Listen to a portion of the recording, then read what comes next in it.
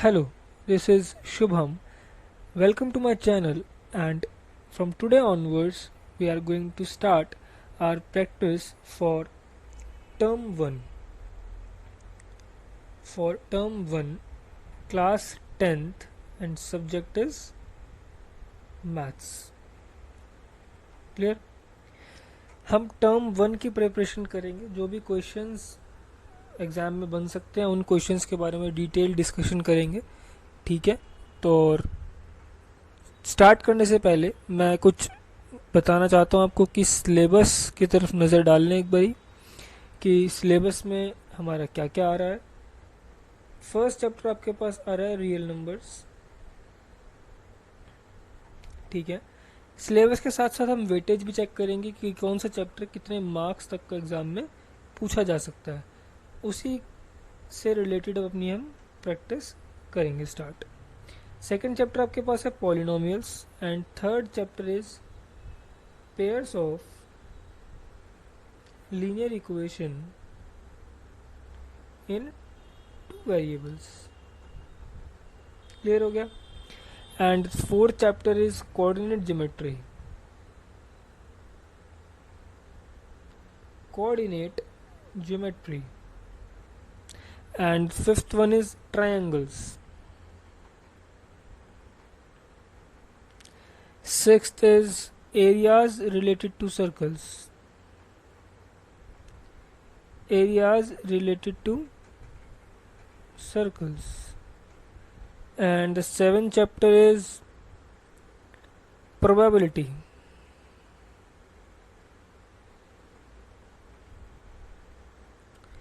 And the eighth chapter which is left is trigonometry.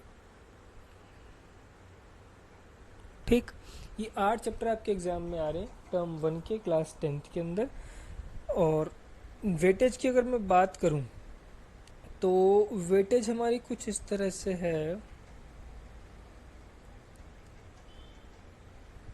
Look, chapter number 1 आपके पास आएगा 7 marks का. 7 to 8 ये very कर सकता है. पॉलिनोमियल्स आपके पास आएगा 4 to 6 मार्क्स में कहीं भी आ जाएगा. Pair of linear equation in two variables आपका आएगा 8 to 9 मार्क्स में.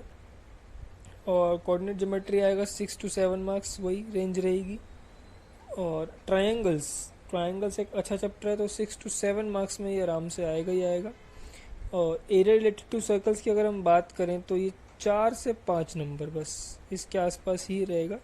और प्रोबेबिलिटी की बात करें तो वही 3 से 4 नंबर के इसके क्वेश्चंस आएंगे. And if we talk about trigonometry it will of 8 और 9 marks. तो इस तरह से इन टोटल आपका जो एग्ज़ाम आएगा वो 50 मार्क्स का बनेगा, जिसके अंदर बेसिकली पैटर्न ये रहेगा कि 2 टाइप्स ऑफ क्वेश्चंस रहेंगे. 40 मार्क्स के आपके पास रहेंगे MCQs और 10 मार्क्स के आपके पास होंगे CBQs. CBQs stands for case based questions. Case based questions जिनका आपको प्रॉपर पैराग्राफ दे रखा होगा और आपको उस पैराग्राफ के बेसिस पर अपने क्वेश्चन पढ़ के आंसर फाइंड आउट करना है और उसी के आपको मार्क्स मिलेंगे. इन CBQs के बारे में भी हम डिस्कशन करेंगे. थोड़ा सा पहले हम MCQs को पढ़ लें कि किस टाइप के MCQs आएंगे और टाइप से बड़ी बात कि हमें उनको किस तरह से अप्रोच करना है. क्लियर हो गया. हम लास्ट चैप्टर से अपनी तैयारी की शुरुआत करते हैं. ट्रिग्नोमेट्री बहुत बच्चों को डिफिकल्ट भी लगता है बट ऐसा है नहीं, काफ़ी स्कोरिंग चैप्टर है. हम इसके बारे में समझते हैं कि हमें क्या क्या पढ़ना है. क्लियर हो गया. चलते हैं अपने फर्स्ट क्वेश्चन की तरफ. फर्स्ट क्वेश्चन स्क्रीन पे लिखा हुआ आ गया आपकी और कह रहा है कि given that sine alpha is equals to √3/2 and cos beta is equals to 0, then the value of beta minus alpha is. Beta minus alpha की वैल्यू क्या होगी. देखो आप सब जानते हो कि sine alpha equals to √3. Sine alpha √3 कब होता है, जब अल्फा की वैल्यू कितनी होगी 60 डिग्रीज. Very good. जब कॉस बीटा 0 कब होता है, जब बीटा की वैल्यू 90 डिग्रीज होगी. तो 90 माइनस 60 आपसे पूछ रहा है. क्लियर हो गई इतनी बात. चलते हैं अपने नेक्स्ट क्वेश्चन की तरफ. क्लियर है. अगला क्वेश्चन कह रहा है कि if triangle ABC is a right angled triangle. तो सबसे पहले हम राइट एंगल ट्रायंगल बना देते हैं और राइट एंगल किस पे है, सी पर। तो ए और बी यहाँ पर आ गया, वेरी गुड। ये एंगल कितना है, 90 degree, perfect. Then the value of sec A plus B. अच्छा यार देखो, अपने बचपन से सीखा था कि ट्राइंगल के सारे एंगल का सम कितना होता है, 180। तो जब 180 दोनों एंगल का सम है, पूरे एंगल तीनों एंगल का सम है 180 और एक एंगल 90 है, तो बाकी बचे हुए एंगल का सम कितना हो गया, 90। यानी angle A plus angle B कितना हो गया सर, 90 डिग्रीज हो गया। अब 90 डिग्री की वैल्यू यहाँ रख दो बस। अगर आप यहाँ 90 रखते हो तो आपको ध्यान से देखने पे मिलेगा कि सेक 90 की वैल्यू निकालनी है, और सेक 90 आप जानते हो क्या होता है, not defined. D option correct. चल देंगे आगे। देखो ट्रिग्नोमेट्री में सबसे इम्पोर्टेंट अगर कुछ है एमसीक्यूज बेस्ड क्वेश्चंस के लिए तो वो है ट्रिगो टेबल, जिसमें सारे ट्रिग्नोमेट्रिक फंक्शंस की वैल्यूज लिखी होती हैं। वो टेबल आपको ज़रूर आनी चाहिए। और 3 गोल्डन रूल्स, जो 3 गोल्डन आइडेंटिटीज़ हैं, उनके बारे में आपको पता होना चाहिए कि वो आइडेंटिटीज़ क्या है। एक आइडेंटिटी मैं आपको बता देता हूँ, cos square theta plus sine square theta is equals to 1।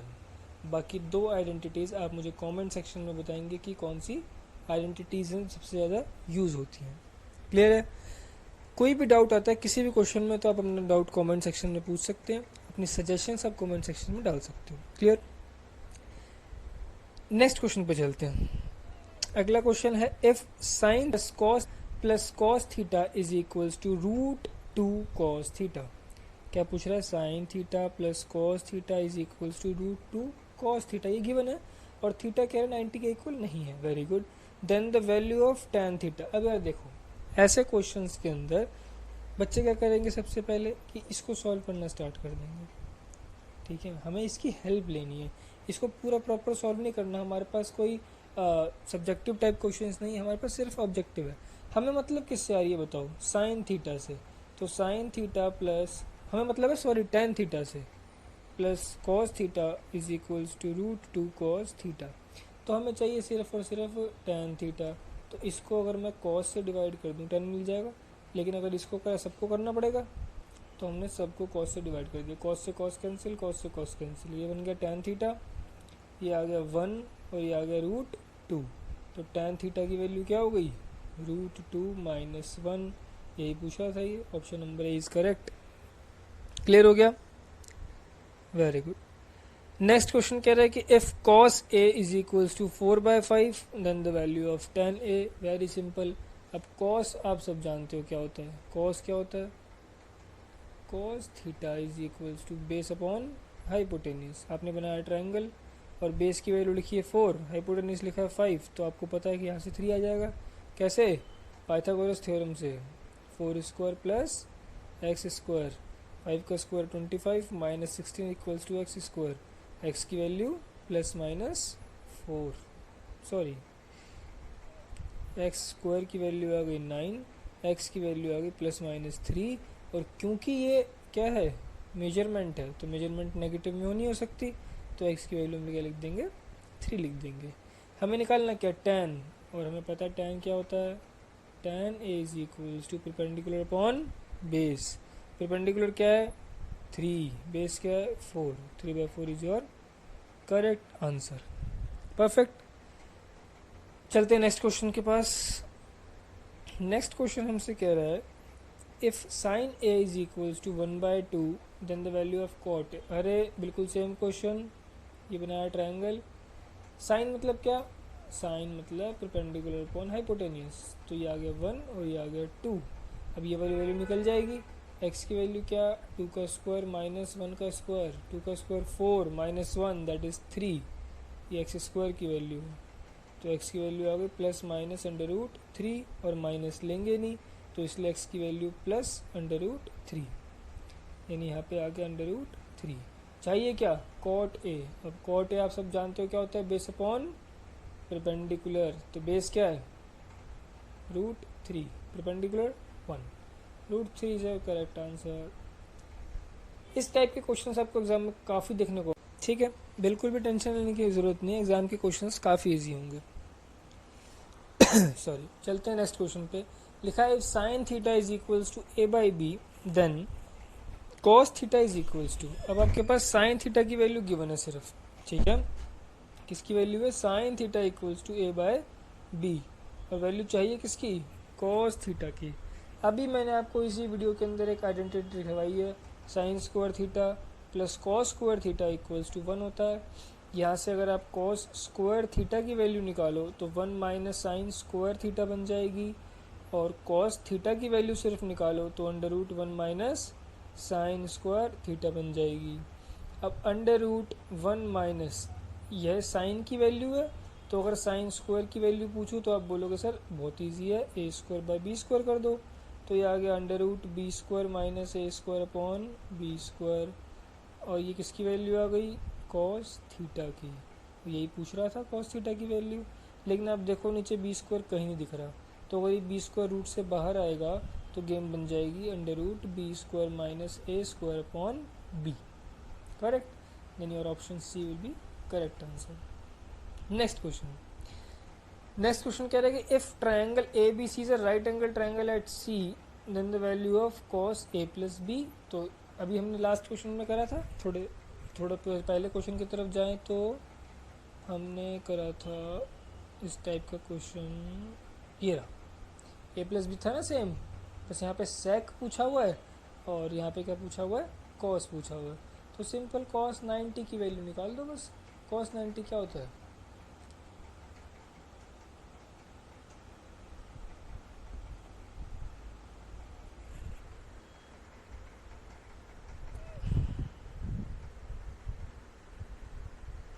Cos 90 क्या होता है, कॉस 90 हो जाएगा 0, that's it, A is a correct answer, fine. अगले क्वेश्चन पे चलते हैं, लिखा हुआ if sine alpha is equals to 1/2 and cos beta is equals to 1/2 then the value of alpha plus beta. अच्छा यार देखो, साइन 1/2 कब होता है, ट्रिको टेबल का क्वेश्चन आ गया तो अल्फा की वैल्यू आ गई 30 डिग्रीज। कॉस बीटा 1/2 कब होता है, फिर ट्रिग्नोमेट्रिक टेबल का क्वेश्चन, जब बीटा की वैल्यू 60 हो जाए, तो 60 प्लस 30 हम जानते हैं कितना होता है, 90। Now the last question of this video is 4 tan theta is equals to 3, very important question। 4 tan theta की वैल्यू क्या है, 3, तो tan theta की वैल्यू क्या हो जाएगी, 3/4। तो निकालना क्या कह रहा है, then find the value of 4 sin theta minus cos theta upon 4 sin theta plus cos theta is equals to. तो यार वही काम करो इसमें भी आप ना, कि पूरे न्यूमरेटर को और डिनोमिनेटर को किससे डिवाइड कर दो, बताओ, साइन थीटा से नहीं, कॉस थीटा से। तो ये आ गया कॉस थीटा, डिनोमिनेटर में भी आ गया कॉस थीटा, कॉस से कॉस खत्म, कॉस से कॉस खत्म, ये क्या बन जाएगा 4 tan theta, 4 tan theta minus 1 upon 4 tan theta plus 1। अब 4 tan थीटा की वैल्यू आप जानते हो 3/4 माइनस 1 अपॉन 4 इंटू 3/4 प्लस 1, तो 4 से 4 कैंसिल, 4 से 4 cancel, 3 minus 1 2, 3 plus 1 4, answer will be 1/4, तो ऑप्शन ही नहीं है।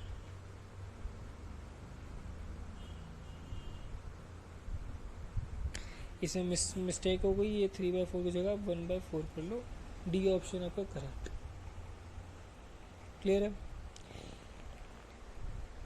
तो इसी तरह के वीडियोस और देखने के लिए चैनल को सब्सक्राइब कर दें, और कोई डाउट आता है, कोई आपका किसी इन क्वेश्चंस के अलावा भी किसी क्वेश्चन में डाउट आता है, कोई कॉन्सेप्ट में डाउट है, तो आप कमेंट सेक्शन में कमेंट कर सकते हैं, और जो भी आपकी सजेशंस हो वो भी कमेंट कर दीजिए, और मैं ऐसी वीडियो आपके लिए और लाता रहूँगा। Thank you for today, bye.